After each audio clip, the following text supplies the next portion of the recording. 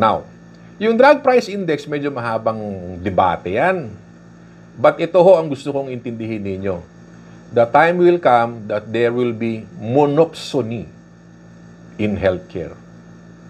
Monopsony means PhilHealth will be the single buyer who will substantially control the market sa healthcare. They will be the major purchaser. So indirectly ho, the time will come, they will now be able to influence and demand kung ano lang ho yung gusto nilang ibabayad. Yan ho yung term na monopsony in healthcare. Why? Saan ba nanggaling yan? Yung monopsony ho, kinopya lang din ho yan. It's working in other countries. Yung social health insurance will declare hanggang ganito lang yung gusto kong ibayad dyan sa medisina mo. Because I'm going to buy the entire bulk. That's monopsony.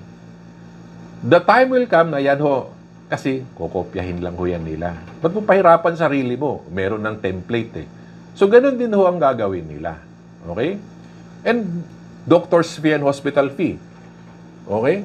There will be a maximum of out-of-pocket, integration of other insurances, close-end payment, and incentives. Itong integration ng ibang insurances, malapit na ho ito. So, lahat ng mga insurance integrated.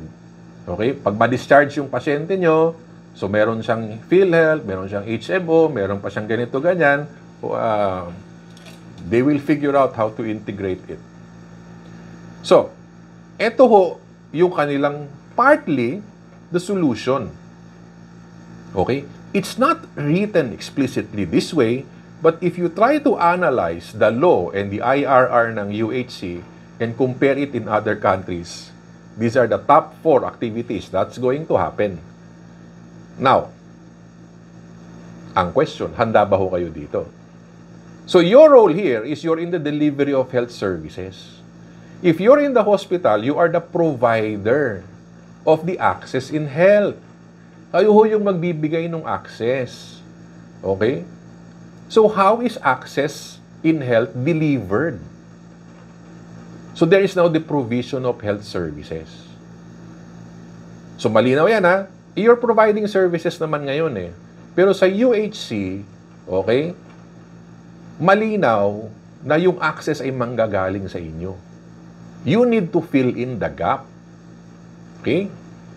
So, you need now to define yung services ninyo.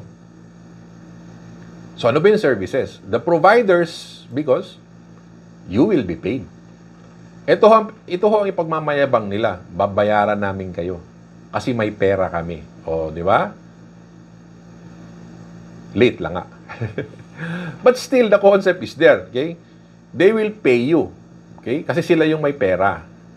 Now, that's the entire story of the healthcare economics. So, ang question natin, inpatient provider kayo, di ba? Next question. Meron ba kayong outpatient benefit provider na level? Okay? So, the assumption here is inpatient provider kayo kasi hospital kayo eh. Question. Who among you is a primary care provider? Okay? Type me if you are a primary care provider. Type no if you're not. May I know?